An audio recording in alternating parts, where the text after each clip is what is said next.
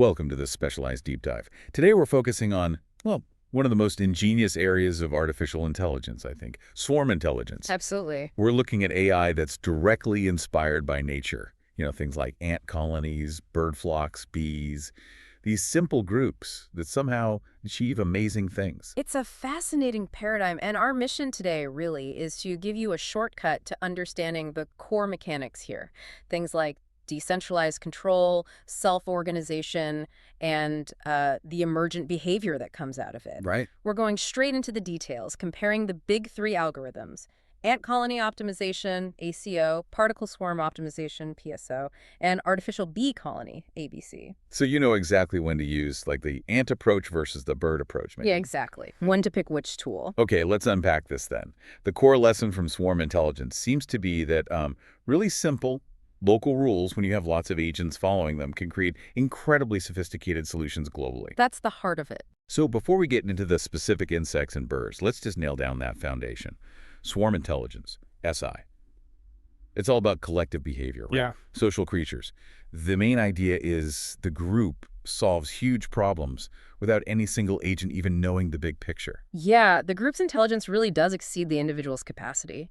And what's fascinating, I think, is this principle of decentralized control. Okay. If you look at a lot of big AI systems today, they often have bottlenecks, points of failure, because they rely on some central controller.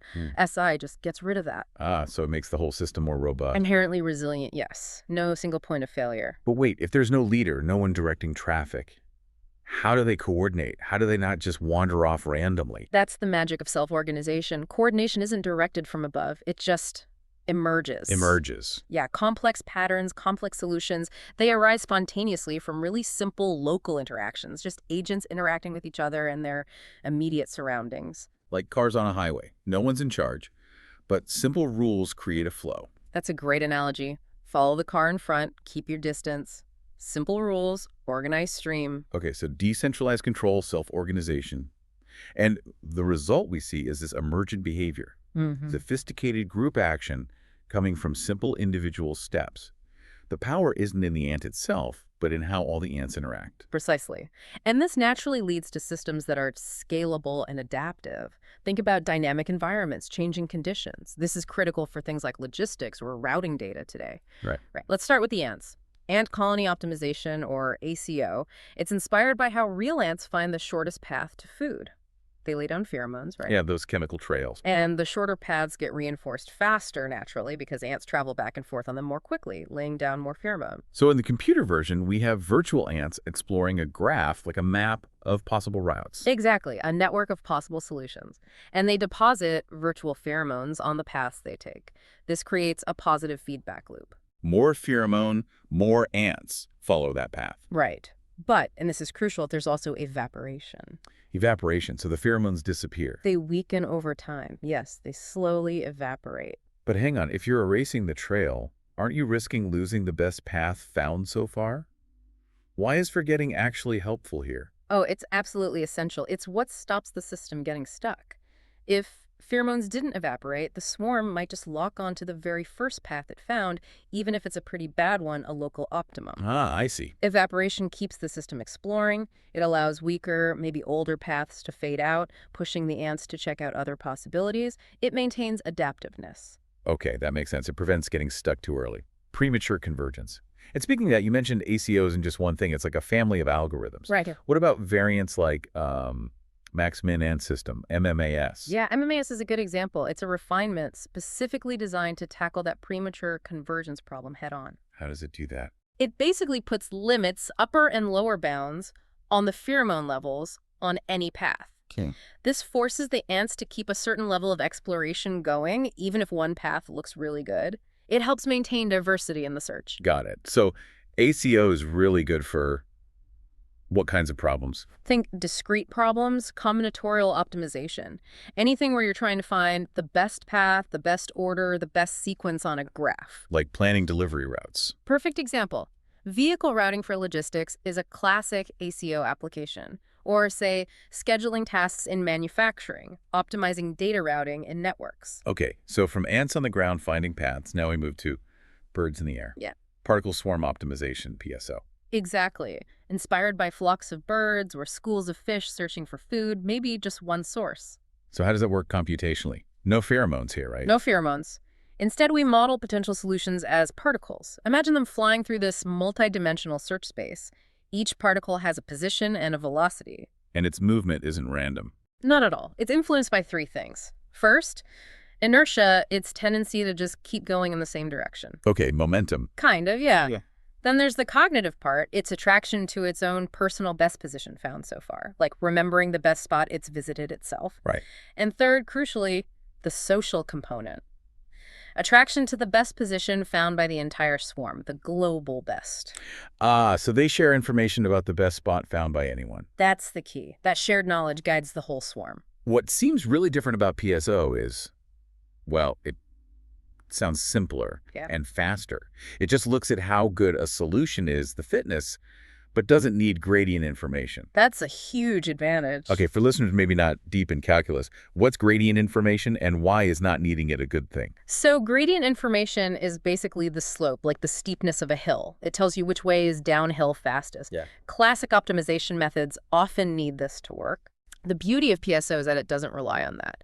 You can throw it at problems where the landscape is really messy, non-differentiable, rough, noisy functions, where calculating a gradient is hard or impossible. It's incredibly flexible. Which makes it ideal for continuous problems, finding the best settings for real numbered parameters. Exactly. Continuous optimization problem. Like tuning a machine learning model.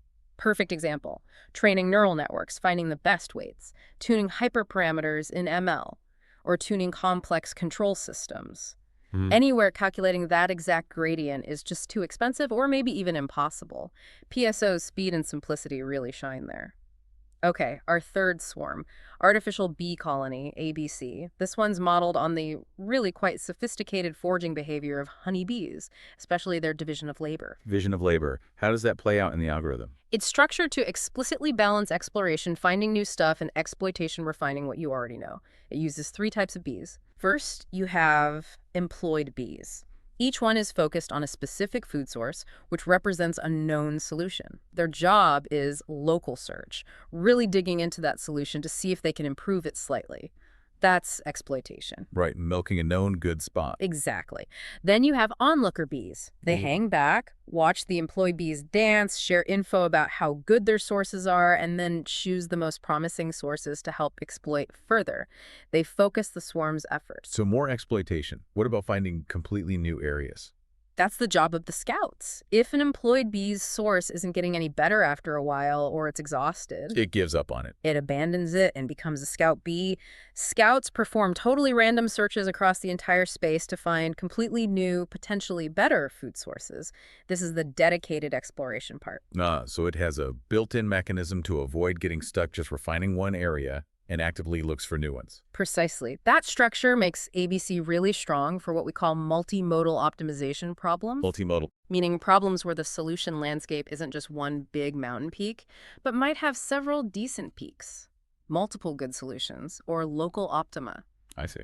Because ABC has that scout mechanism to jump out of one peak and look elsewhere, it's great at finding these multiple good solutions in complex spaces. You see it used in things like optimizing software testing strategies or figuring out the best placement for wireless sensors. Okay, we've got the ants, the birds, the bees. The mechanics are clearer now.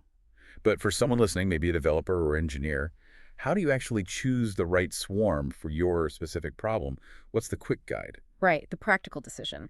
It often comes down to two main things: how the agents communicate and the type of problem you're solving. Communication. ACO uses that pheromone map, right? Yeah, Which is kind of indirect shared memory. exactly. It persists over time. PSO, on the other hand, uses direct communication. Everyone knows the current global best location. It's more immediate, more transient. And the problem domains seem pretty distinct too. ACO for discrete stuff like paths and sequences. Paths, ordering, sequencing on graphs, routing, scheduling, that's ACO's sweet spot. Whereas PSO is for continuous problems.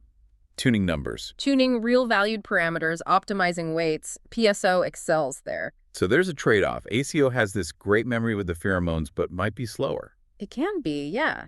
Each iteration involves updating that map, and tuning those parameters, like evaporation rate, is critical and can be tricky. PSO is often simpler, faster per iteration, Hmm. but it can sometimes converge too quickly, get stuck on a not-so-great solution if that social pull, the attraction to the global best, is too strong early on. You need to balance exploration and exploitation there too, often through parameter tuning. Okay, let's make this concrete. Scenario time. Hmm. I'm running a big logistics company. Need the best daily routes for hundreds of trucks across the country. Which one? Okay, that's a textbook routing problem on a graph. Finding the optimal path and sequence across cities, delivery points, that's ACO. Those virtual ants are built for finding the best pathways in complex network. Got it. Scenario 2. I've got a complex financial trading model. Need to find the best settings for, say, 3 parameters, like a learning rate, momentum, maybe a risk factor. These are real numbers. The profit function is messy, maybe no clear gradient. Hi, continuous parameters, multidimensional space, maybe noisy or non-differentiable fitness function, that screens PSO. The particles will efficiently explore that parameter space using the shared global best to zero in on the combination that gives the highest profit without needing that gradient. Makes sense. Okay, final one. I'm placing cell towers or maybe environmental sensors. There might be 3 or 4 really good configurations, different locations that work well, not just one single best spot. Ah, multiple good solutions likely. A multimodal landscape. That's where you'd lean towards ABC. Its built-in scout mechanism gives it a strong advantage in exploring widely and finding those different good solutions, not just getting stuck on the first one it finds. And Swarm AI isn't just theoretical, it's out there, driving efficiency. Like you said, logistics, major retailers use ACO for routing. In telecoms, Swarm ideas help route data dynamically to avoid congestion. Yeah, it's actually being used, Yeah. but it's not always easy to implement, is it? What were the main hurdles? Parameter tuning is definitely a big one. These algorithms can be quite sensitive, get the pheromone evaporation wrong in ACO, or the velocity weights in PSO. And it either gets stuck or just wanders around uselessly. Exactly. Performance really hinges on getting those settings right for your specific problem. Scalability can also be a challenge. Even though the agents are simple. The agents are simple, yes, but managing the communication or shared memory, the pheromone map in ACO, or broadcasting the global best in PSO, that can become a bottleneck as the swarm gets really large. Right, the overhead grows. And we should probably remember, these are heuristics, aren't they? They find really good solutions, often state-of-the-art, but they don't usually come with a mathematical guarantee of finding the absolute single best optimum solution in the world. That's a crucial point. They're powerful search methods, not guaranteed optimization solvers in the strictest mathematical sense, which is why we're seeing a lot of hybrid approaches now. Hybrid, Yeah. like mixing them with other AI techniques. Exactly. Combining swarms with deep learning, for example, or reinforcement learning. Sometimes people even use a swarm algorithm specifically to tune the hyperparameters of a deep learning model, using one AI to tune another AI. That's meta. So the bigger picture here isn't just about finding the best route or the best parameter. It's about a different way of building AI systems. I think so. It's about moving towards more decentralized AI, creating systems made of many cooperating agents rather than one giant monolithic AI. That points towards more resilience, more scalability. Moving away from that single point of failure we talked about earlier. Exactly. Think about it. The elegance here, inspired by nature, suggests that maybe the most robust, the most adaptive AI systems of the future will be the ones that act more like natural swarms, inherently collaborative, collectively intelligent. It's a fundamental shift in how we might architect AI. It really could be. This decentralized approach is arguably a major architectural trend to watch in complex AI. Wow.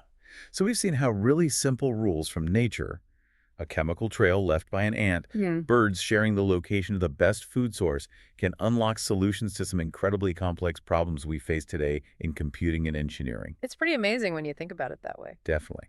Well, if you, our listener, are keen to keep exploring these cutting-edge concepts in AI, make sure you subscribe to this deep dive. We'll be covering more. Mhm. And also, for more hands-on tutorials and deeper insights into algorithms like these and others, you should definitely check out the YouTube channel Ian Ochieng AI. That's Ian, Ochieng AI. Yeah, lots of good stuff there. Absolutely. We'll be diving into more concepts very soon.